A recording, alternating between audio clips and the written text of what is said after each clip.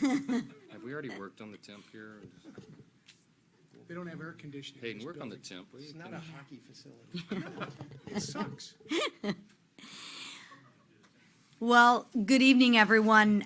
We are fresh off our conference elections, and we have a solid, unified team ready to deliver on the mandate given to us by the American people. I'm honored to be selected by my colleagues to serve as chairwoman of the conference. Elise is leaving and is a loss for our conference. She has done incredible work, and I will build upon her success and wish her well.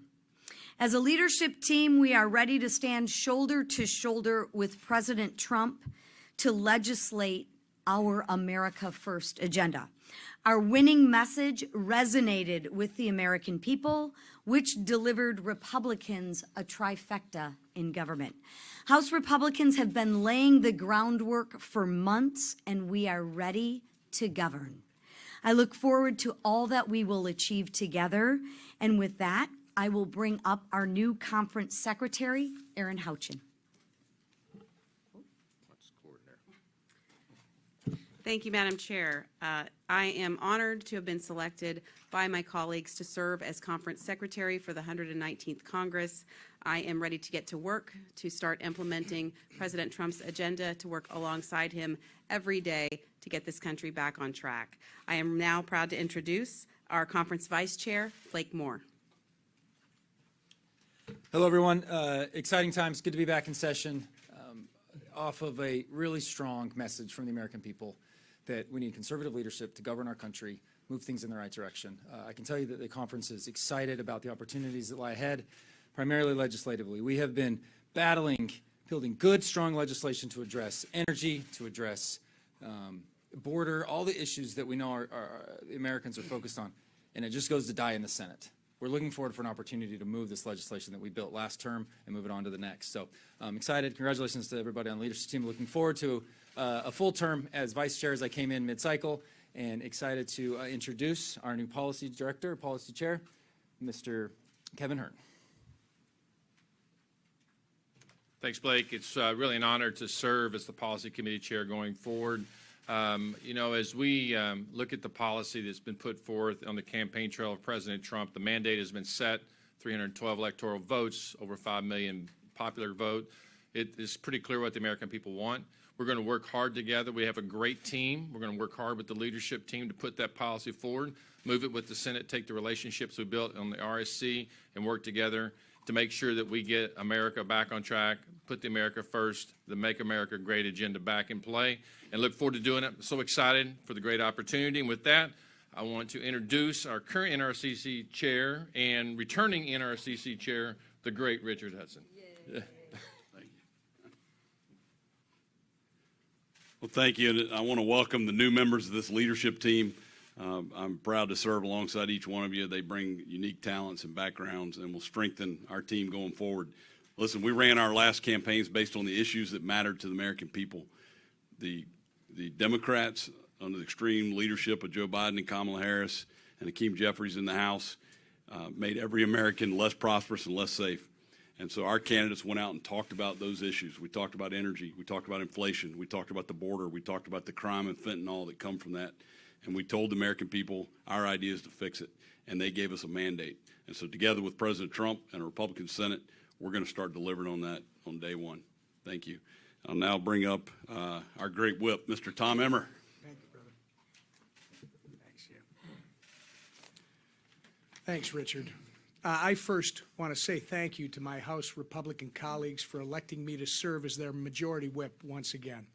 It's a privilege and a responsibility I do not take lightly. We treat the whip office like a customer service office. We are here to serve our members and the people they represent. We don't take anyone or any vote for granted, and we will continue building a culture of teamwork, communication, and respect to deliver more wins on behalf of the American people. Now that we have our leadership team in place, it's time to suit up and get to work. President Trump delivered the greatest political comeback in American history based on his proven record and promise to make this country great again. Voters also gave him a Republican Senate and a Republican House to help him do it. So now it's our turn. It's our turn to make good on the priorities we've been campaigning on for the last 2 years by passing legislation to make life more affordable for all Americans, secure our borders, unleash American energy, restore our dominance on the world stage, and lower taxes for hard-working families. We've got the team, the work ethic, and the plan to do it. Now, with the trifecta in hand, we stand ready and united behind President Trump to deliver on his American First agenda once and for all.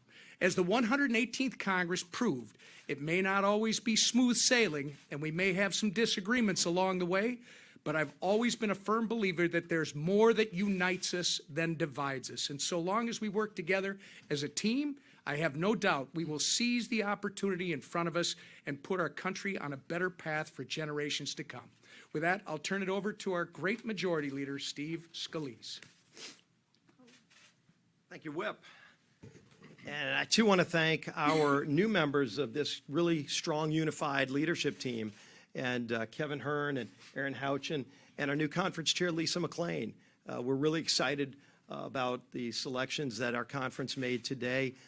We are going to miss Elise Stefanik, and she served our conference so well for so many years as our conference chair, but there are bigger things ahead for Elise. And you know, we know that President Trump is going to benefit tremendously from Elise being the UN ambassador. The world is going to see what we've all known is she's a strong leader and is going to, I think, really do a great job of representing America's values and views in Trump's foreign policy at the United Nations, where it is so desperately needed. If you think about how we started this morning, we had President Trump come talk to us about what is ahead in this unified government. You know, we went all around the country, and I was in every swing district. I got to campaign with President Trump himself, and you could see the energy around the country. You know, when President Trump talked about the things he would do to make America great again, it's not just a tagline on a hat. It's what we're going to do to secure America's border. It's how we're going to lower food costs and energy costs for those families who are struggling across this country, who have been clamoring for somebody to hear their plight, and President Trump did. And he did it in every corner of the nation. He won every swing state because he had a message that was focused on those hardworking families who are struggling. And they responded by giving us this overwhelming mandate. And we are already working to deliver on that promise. We're excited about this opportunity for the American people to go and fight to get those policies put in place now that will lower their food costs and lower their energy costs and secure the border, working with President Trump to deliver a better America. And I am proud to say that the leader of that effort here in this new Republican majority, who was elected today unanimously by our members to be the Speaker of the House again, marshaling through this effort, is our Speaker today and our Speaker tomorrow, Mike Johnson. Thank you. Thank you. Well, thank you all for being here again. It is a new day in America. Yesterday morning, we began on the steps of the House as everyone was flying in to begin work again as we complete the 118th Congress. And we celebrated what is a new beginning, really, a new morning in America, a new day in America. And so today we began this morning, as Steve Scalise just told you, our majority leader, that we began with President Trump. And he came to visit us. It was a bit of a pep rally. Everybody feels very confident, very encouraged about the days ahead. And he gave us a very inspirational message. And he talked about the importance of maintaining unity and standing with this leadership team to go forward. It was very well received, and that set the tone for our day. And we had a very productive day together as a Republican conference. And the theme that you'll hear over and over from all of our members across the conference is that we are unified and energized and ready to go. We have to deliver for the American people beginning on day one in the new Congress, and we will be ready for that. I want to congratulate these new leaders that have been duly elected to help serve the conference. This is an extraordinary leadership team, and those who've been reelected who have earned those positions well. This was a group and a body today that worked together and did some really extraordinary things, putting together a leadership team and deciding upon our conference rules. I want to again tip my hat to the chairs of two of our most important and active caucuses within the Republican conference, the House Freedom Caucus, Dr. Andy Harris, Congressman Harris, and Congressman Dusty Johnson of the Main Street Caucus, who worked together with a subgroup of members to work through very deliberate process to come up with the rules. So we come out of this excited to deliver the America First agenda for the American people. Like the majority leader said, we traveled all around the country. All of us did. We all campaigned for our colleagues throughout the year. And we felt the energy on the ground, as Steve said, and we took the temperature of the American people. We heard their concerns. We heard that no matter where you are in the country, north, south, east, west, the number one concerns were the cost of living, the wide open border, the instability on the world stage, the weakness that has gotten us into the most dangerous situation since World War II. They were worried about instability and insecurity, the radical, progressive, woke agenda. People have had enough of all that. And so we're going to deliver solutions to all those great challenges facing the country, and we're excited to do it.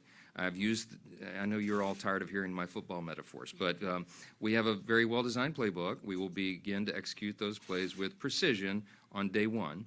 And so our new and incoming members, we're here for new member orientation. They were a part of all of this today, and we're preparing the players now to take that field beginning early in January when all this all begins again on January 3rd. So we will wrap up the work at the 118th. We will get that work done, and we'll move into the new Congress with excitement and delivering on the promises that we have made to the American people.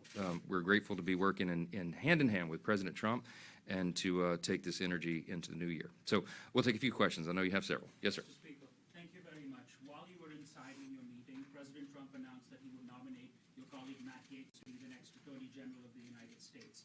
What do you make of that nomination, and how do you feel about his impending departure from the House? Well, I talked with Matt immediately after that nomination was made. In fact, President Trump told me this morning when he walked in, we were behind the curtains. He tipped me off that would be happening. Matt and I were classmates. We came to Congress at the same time in the 115th Congress in January 2017, and alphabetically we're seated right next to one another in Judiciary Committee. We served there together for 7 years. Some of y'all who cover Judiciary know those are long meetings, so I got to know Matt very well. Look, I'll say this. Everyone who served with him will tell you he's one of the most intelligent members of Congress. He's an accomplished attorney. He's very concerned about the lawfare that has been occurring in the Department of Justice under the Biden administration, and the fact that the American people have lost their faith in our institutions of justice because of everything that they've seen. He's a reformer in his mind and heart, and I think that he'll bring a lot to the table on that. I think out of deference to us, he issued his resignation letter effective immediately of Congress. That caught us by surprise a little bit, but I asked him what the reasoning was, and he said, well, you can't have too many absences. So under Florida state law, there's about an 8-week period to select and fill a vacant seat. And so by doing so today, that allows me, I've already placed a call to Governor DeSantis in Florida and said, let's start the clock. He's in Italy at the moment, and so we're going to talk first thing in the morning about this. And if we start the clock now, if you do the math, we may be able to fill that seat as early as January 3rd when we take the new oath of office for the new Congress. So Matt would have done us a great service by making that decision as he did on the fly. And so we're grateful for that. So we move forward. Look, I'll say this about, people have asked me all day long, President Trump is poaching all of your talent. Yes, we have an embarrassment of riches here. The Republican conference is full of talented people who are extraordinary leaders and have great expertise, and everyone in this Congress, in this conference, could serve in a leadership position in the administration. But I have begged and pleaded with the new president enough already. Okay, but because our numbers are small, we are going to have the majority. We're celebrating that. I think it could be as high as a 5-seat margin, but we'll have some of these vacancies open as we begin the year. We'll fill them as quickly as possible, but we're excited for our colleagues to have these new career opportunities and new opportunities to serve the country. So we move forward. Yes, ma'am. Thank you. You now have this big mandate at your factor. How you are going to assure American people that you're going to use this power responsibly and not misuse it? Yeah. I'm glad you said, the question was about the mandate that the American people have delivered us. It was an historic election. President Trump won the popular vote and the Electoral College by a very wide, decisive margin, and the House Republicans received as many votes. I think it's been many decades since House Republicans received as many collective votes over Democrats nationwide. So we do have the mandate. We take the responsibility seriously. You can make an argument that we're facing collectively as a nation, the greatest collection of challenges that we've had probably since World War II, maybe the Civil War, some people say. So serious times call for serious leadership. It's going to be a policy agenda-driven administration and a Congress, and you've heard us say many times that it could be, I believe it will be, the most consequential Congress in the modern era, most consequential administration in the modern era, because frankly, we have to fix almost every area of public policy. So what it will be required of us is to plan deliberately and execute with precision, and that's what we're working on right now. We're going to deliver for the American people. We're going to bring down the cost of living. We are going to turn American energy dominance back on. We are going to secure the border. We're going to take care of our stature on the world stage to restore peace through strength again. And all of the things that are concerning people, from woke ideologies in the schools and the business place to all the other chaos that we've ensued with the rising crime rates and everything around the country, we have solutions for all that. And we had a demographic shift in this election. We had large groups of voters in different demographics that came into the Republican Party who had never been there traditionally in large numbers before.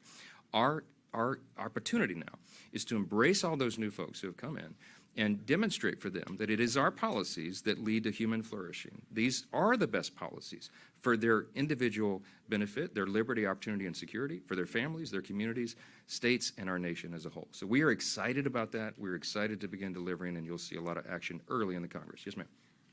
Since, you just broke the news that he resigned immediately, that means that the House Ethics Committee investigation to him does not have jurisdiction since he's no longer a member of Congress. Are you concerned about what, they were finishing up their work, there was going to be a report issued? Is that a concern to you that will now never see the light of day? Well, it is true that former member of Congress, the House Ethics Committee would have no further jurisdiction over that person, no further authority over them.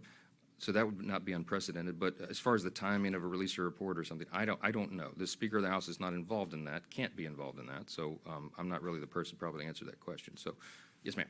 Is President-elect Trump considering the slim House majority when making these decisions about his cabinet? Is he listening to your concerns about that? And do you feel comfortable allowing the majority to go slimmer?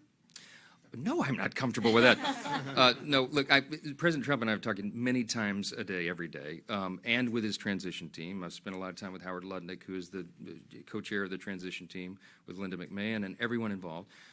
He is at Mar-a-Lago making lots of very consequential decisions, and I'm trying to be involved as many as I can while I'm also trying to manage this Congress and plan for the next.